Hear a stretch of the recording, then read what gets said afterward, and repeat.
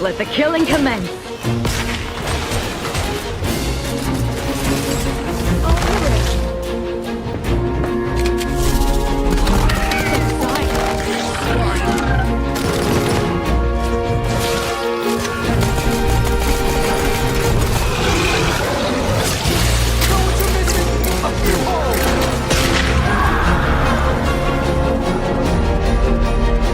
The Outer Worlds 2 is a sequel to The Outer Worlds 1.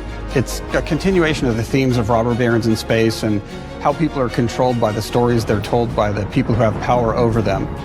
This time we're able to go a lot deeper because we have more time and money, which is a great thing, and we're able to make it a much more true Obsidian reactive RPG than we were the first time around.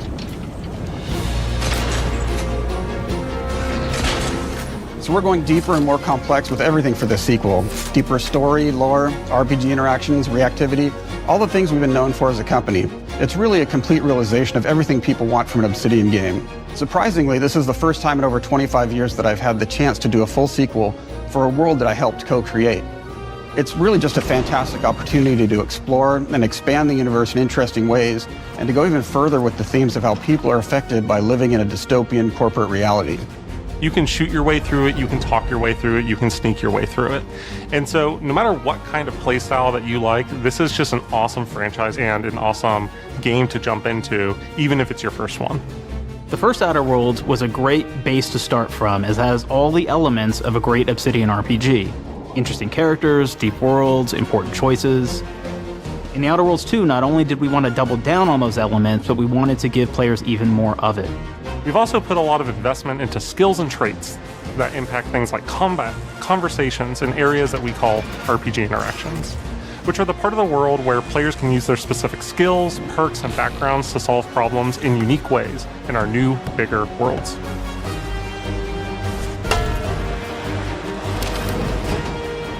I love a deep RPG experience, and building out that RPG crunchiness for our players was at the forefront of what we set out to create. We prioritize those deeper RPG options with different character builds and combos so players can express their role-playing power fantasies. We also have different equipment options for different playstyles and different companions with different abilities.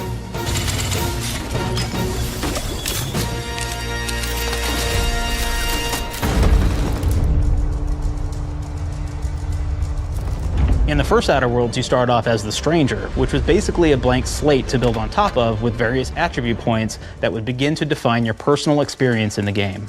You can make any kind of character you want, but we've given you a role. That role is an Earth Directorate agent. You can think of them as kind of like space cowboys or space sky marshals. They're the good guys that go into places and kind of fix everything that's wrong. You're gonna be one of those. But we don't tell you why you joined the Earth Directorate. There could have been a lot of different reasons, right? It could have been because you're an actual lawbringer and you want to go in there and spread law throughout the galaxy. It could be that you're a roustabout and you just had nothing better to do. After you pick your background, one of the really important choices you have next is choosing your traits. While we had attributes in the first Outer Worlds, we've leaned into traits for the Outer Worlds 2, which are these big changes to your character depending on which ones you pick. So it could be something like Brilliant, where you can tag extra skills and you start getting extra skill points. And that's obviously really great if that's how you want to build your character. You can also go and do something like Lucky, where you get extra critical chance, and you also get a lot of really cool options throughout the game as well. Of course, we brought back Dumb, so players love the Dumb option. Tell me, do you believe in signs?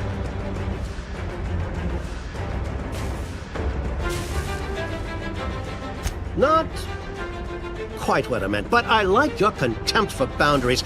I could put your adventure spirit to good use.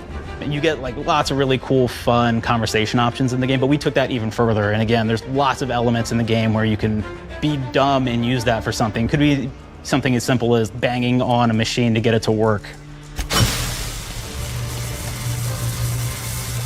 After you've invested in some of your traits, your next choices are going to be choosing your skills. The skills themselves basically allow you to build on your playstyle and what your character is doing in the game. That will be everything from playing stealthily to speccing for an explosive specialty.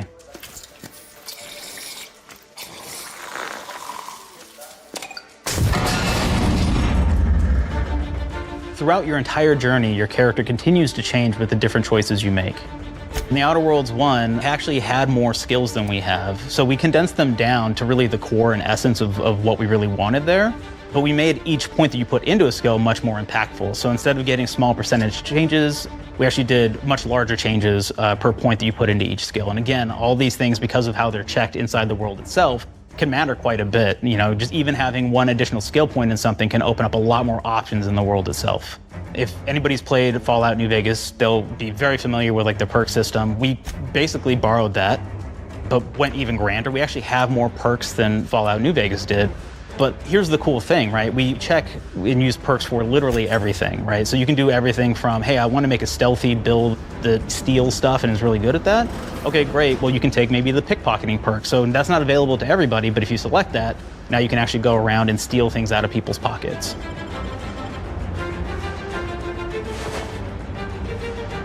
There's another perk called heavy-handed, right? Where say you're a melee person, what this does is now your power attacks that you use actually knock people down. Oh man, I really like the serial killer perk. As you start killing people, they will drop hearts. And you can take those hearts, and essentially you're taking these trophies, you could say, and it's actually giving you a permanent health bonus every time you do it. We have this perk called Assassin. Now, this is an early game perk that you can take, which every time you stealth attack an enemy, you're actually going to get a movement bonus for a certain amount of time.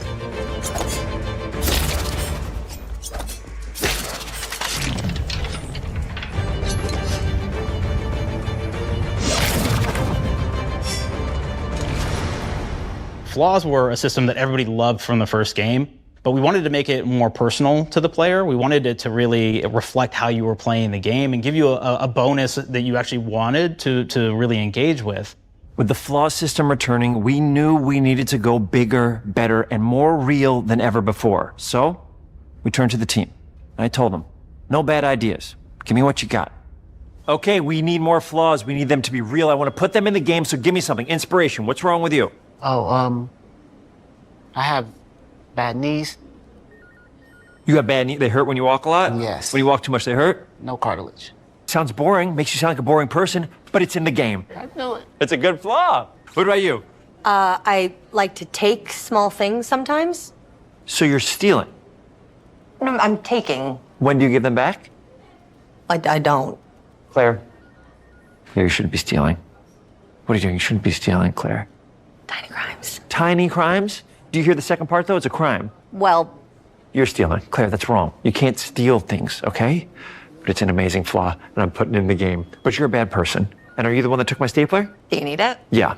Give it back. Okay. Please. You, what do we got? Flaw. I like to stare at the sun. How long did you stare at the sun? Just lunch break. An hour? Oh, I only get 30. You guys get an hour?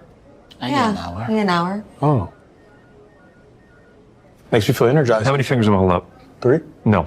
Anything else? We'll put it in the game. We'll put it in the game because I feel bad for you. Anything else? One of my favorite flaws is something called bad knees. It will actually give you the option to take this flaw that'll make it so that you move faster throughout the game. But the problem is, anytime you stand up, your knees are going to make a loud popping noise that makes it so that, well, everyone around you is going to hear you. There's one called Kleptomaniac. This is really interesting because what it does is when you steal something, you can actually sell it for more bits than normal. And like that sounds really great. The drawback is sometimes when you're looking at things in the world that are owned by somebody else, you'll automatically steal them. So you have to be very careful about how you use them. One of our more wacky perks is the Sun Gazer Flaw, and it just gives everyone cataracts while playing their game. So everything becomes like light shafts and blooms and hazes, and makes the game pretty unplayable if you happen to choose that perk. If you happen to be the type of player that habitually reloads your weapons like I do, well, you'll be offered the flaw of over-prepared. Now, you'll get larger magazine sizes on all of your weapons, but if you ever fully empty your magazine, you're gonna take a debuff for a while. While we support options like being a gunslinger who wants to key into destructive weapons, or a rogue who wants to alpha strike their enemies before they know what hit them, we also allow for a lot of fun and experimental builds. You can be a mad scientist who utilizes gadgets and wacky science weapons and armors. Or even a psychopath who gains permanent bonuses to health by murdering their friends.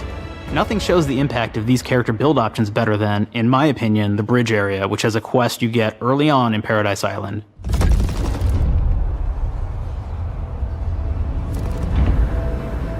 Not only do you kind of encounter this very early, and it's a very core one to the story, but it really expresses our philosophy of allowing the player to solve problems in a bunch of ways.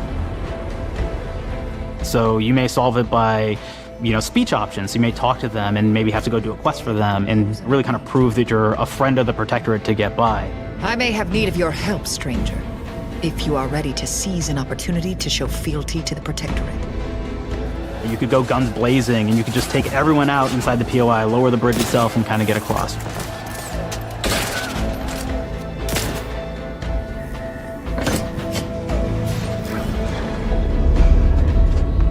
You could sneak in, lower the bridge, and then actually sneak in under the bridge to get over to the other side.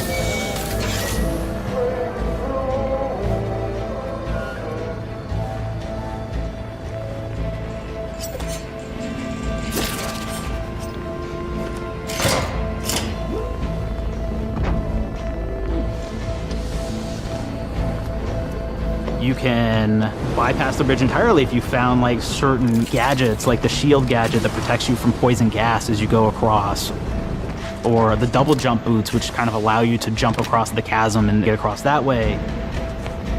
There's even a really kind of messed up way, right? Which is players can actually sacrifice one of their companions. Their companion who they just found is part of. We're no different than the Breeze if we start tossing our own to the rats. I sure as law ain't gonna follow someone who can't see the wrong in it. I must admit I'm surprised we could come to an understanding, but I thank you for your loyalty, stranger. As promised, you shall have clearance to cross this bridge.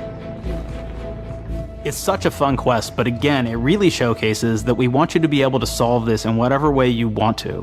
When you build your character your way, we're there for you. We really want you to have the experience that you want to have out of this.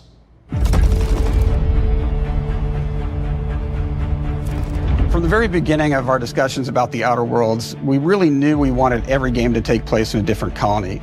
This lets us expand on all aspects of the universe. Every colony can be its own thing with its own flavor, and we can center them around anything we want, any ideas or setting we're interested in. Arcadia is an isolated colony with abundant resources, and it's run by an authoritarian faction called the Protectorate. Their dictatorship is thematically based around the question of how much freedom people will give up for security and luxury. For Protectorate subjects, unfortunately, that answer is everything. The Protectorate is also incredibly wealthy because it was founded by the inventor of the skip drives, which are the Outer World's faster-than-light engines.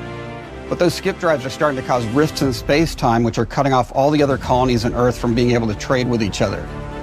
The Order of the Ascendant is an offshoot of the Order of Scientific Inquiry from the original game, and like them are a science-based religion with the same goal of solving the universal equation, which will allow them to predict and alter the future to the benefit of all mankind. They used to be part of the Protectorate, but they split off to focus on solving the equation for the good of everyone, not as a way to simply control the masses. The player's been sent to Arcadia as an Earth Directorate agent to find out how the skip drives are causing the rifts and what can be done to stop them. Each of the factions have their own solutions to the rift problem and their own goals. The Protectorate wants to close them to protect their legacy as the inventor of the drives and their wealth. The Order wants to close them not only for the good of everyone, but also because they're complicating the math they're using to solve the universal equation. And Antes just wants to be able to open and close them at will to control all the trade routes between the colonies. In addition to expanding the themes and lore of the Outer Worlds, we're also expanding the humor, so each faction has its own flavor of absurdity. Anti's Choice is a merger between Anti-Cleo and Spacer's Choice from the original game, and there are corporate representatives in the Outer Worlds too. They've invaded Arcadia to liberate their resources for all of humanity, at a profit, of course. One of my favorite things from Fallout New Vegas is the radio system. It was just iconic for me, and I wanted to make sure that the Outer Worlds 2 had that. So we actually built out 3 different radio stations, one for each of the major factions. You also have a ton of music. Each station might have, I think 20 tracks of unique music that we've made for it. It's a lot of stuff.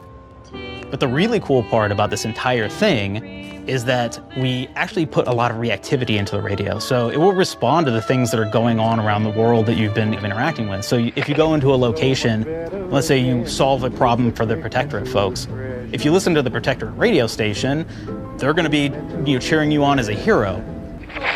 Wonderful news, everyone. The Zeranium gas leaks at the Automech repair facility, strongly believed to be caused by Auntie's choice malefactors, have been corrected. Some hotshot for hire just managed to fix the electrum leak in their repair facility. Now, I'm not saying we caused it in the first place, but we sure like the idea of all those broken auto mechanicals and all the excessive gasping and choking involved. The factions and companions are great examples of how we're going deeper and more complex this time around. They're integrated into the game's storyline much more than we did on the first Outer Worlds, and like with everything else in the game, they have a lot more reactivity. There are 6 companions in the Outer Worlds too. As usual, each has their own quest lines, but this time they are also connected to a different faction and have character arcs that the player can affect through their choices. Your first companion is Niles. He's another Earth Directorate agent like you, and he's looking for your help to decide whether he wants to become an even better agent or to turn his back on the Earth Directorate completely. There's also a somewhat cute Automech support drone that is basically Niles' helper. Her name is Val. Marisol's part of the Order of the Ascendant, and she's an aging but still deadly assassin. That's right, she's a deadly mathematician who may or may not have some unfinished business to attend to with the player's help. There's also a cultist named Azza, who is part of a sub-faction that worships the rifts, and in her case, violence in general. You can choose to either turn her away from overt violence or support her chaotic and dangerous tendencies. At one time, Auntie's Choice had a program to graft soldiers with animal parts to make them more formidable. Unfortunately, it didn't quite work and most of them are now dead. There's a combat medic who survived, however, named Inez, and she wants the player to help her fix her graft, among other things. Finally, there's Tristan. He's a protected arbiter who is judge, jury, and executioner all rolled into one heavily armored package. It is your choice to either help him judge wrongdoers or show him what true justice looks like. We definitely have reactivity in the game based on how you've been treating your companions. I won't reveal the end of the game, but let's say if you have not been treating them well, you will find out at the end of the game what that means. Companions are a very, very important part of merchandising, because that's the real beauty of the sequel. We're talking merch, baby. It is the lifeblood. It is what fuels us. Do you want to see some of my ideas? Hop, hop. Check this out.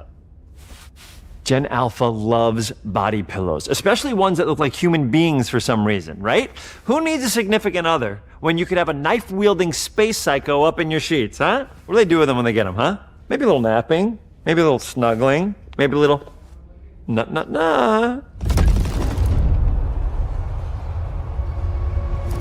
The visuals of the first Outer Worlds depicted a frontier colony in space.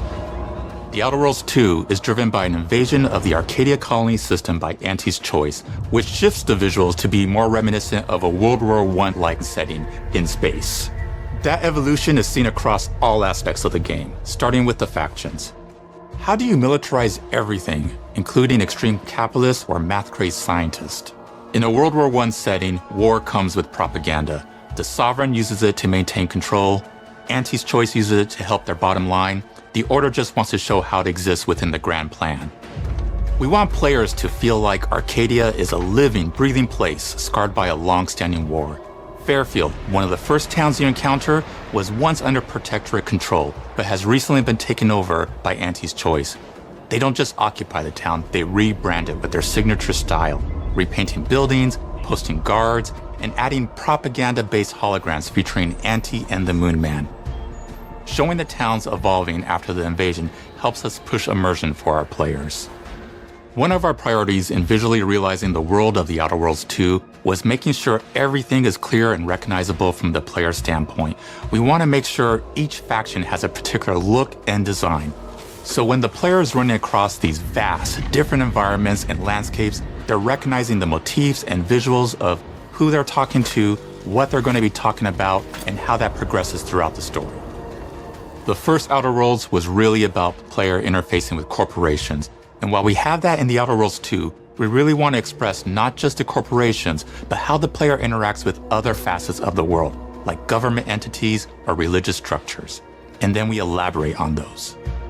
With larger environments, we wanted to encourage exploration by improving player mobility across the board.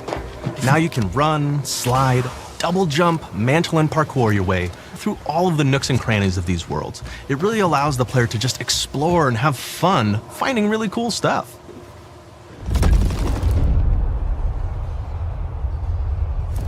We've aimed to make everything in the Outer Worlds 2 better from top to bottom. The RPG elements were the start, but that's touched our story, our art, and especially our gameplay.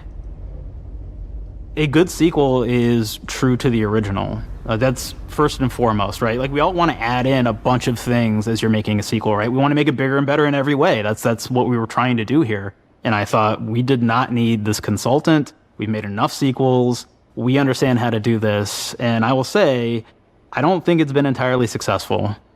I am very proud of the combat improvements we have made in the Outer Worlds 2, thanks to my patented combat system. You may be thinking to yourself, it can't be that good? Shush, what are you even talking about? You haven't seen it yet. Watch this.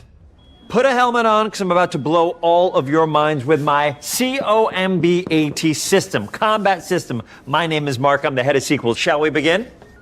You're thinking, what's C for? C. Capitalize the fact that the people loved the first game. We're going to take those people, we're going to make them buy the sequel, giving out pounds, pounds, pounds. Quick ones, ha, ha, not you, Dev. Here we go. What comes after C?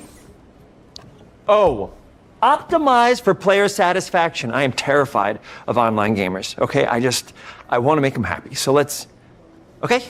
All right. Mobilize the players so they're ready for that sweet pre-order. Clap with me. Sweet. If you don't have rhythm, Brandon, just say it. Sweet pre-order. Everybody has a different rhythm, and it's blowing mine. And here we go. B, burglarize. What is this? It's basically just finding new ways to loot dead bodies. You know what I mean? Right, Otis? Okay, well, it's a big part of the game. A, you gotta agonize about how many people are gonna be angry that we have just put so much combat into this thing and almost no romance at all. We should look at ourselves. What is wrong with us? Huh? We can't have one love story in this? How many people have been in love? Raise your hands. Raise your hand if you're in love. Okay, are you lying? I have a wife. Put your hand down.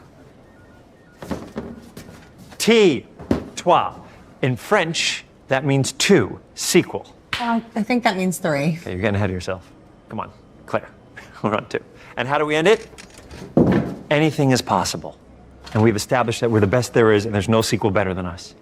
And if I could just say one more thing, thank you very much. I know I've kind of changed the world of video games today. For the Outer Worlds 2, we wanted to improve gunplay in every way.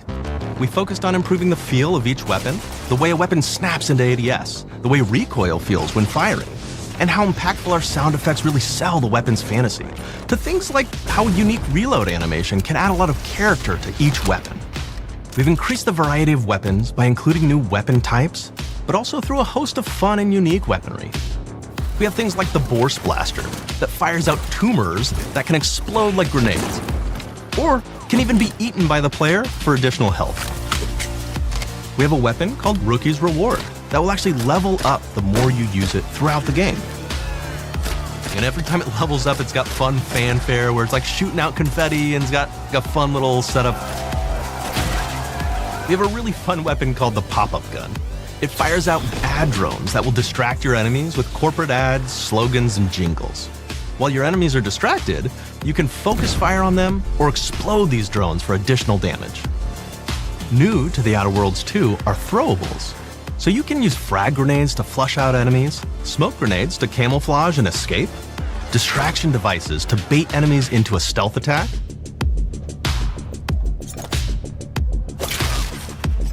and even science grenades that will levitate enemies, allowing you to fire upon them while they float helplessly.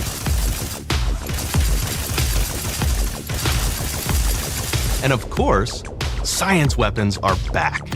We have returning favorites, like the Shrink Ray. This time it's been upgraded so you can shrink your enemy down to the size of a sprat and run over them, exploding them into bits.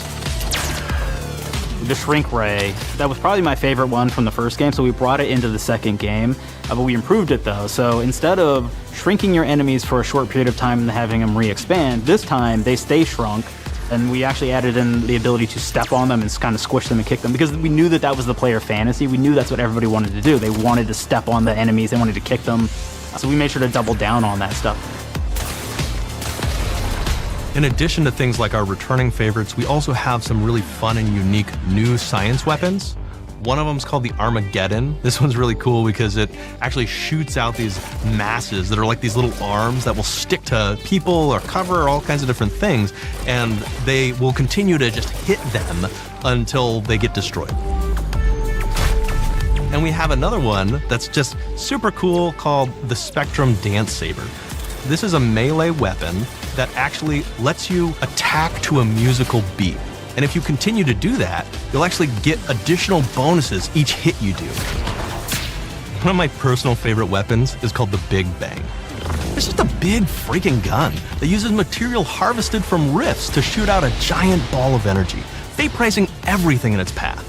Now, ammo's extremely rare for this weapon, but you can use it in just the right situation to devastating effects. Like another great one is Gary. If you wear Gary, he will lash out at your opponents as you're walking through combat. So we even have science armors, and we've really kind of shown off what we thought was really great for the player from a science perspective. We're all about letting people play the game their way. There are some players who prefer to be immersed in a first-person view, taking in all of the details. But there are others who really prefer to take the world in from a third-person perspective. Why not allow both? Well, now you can swap between the two, letting you enjoy the experience in whatever way you like. One of the things I really like about having the third-person mode is being able to see all of the fun and unique armors and armor combinations and weapons that you can equip your player with. All of the actions that you could do in first person, so you're double jumping around, you get to see your character in that way, and you get to take in the world and see things in a different light.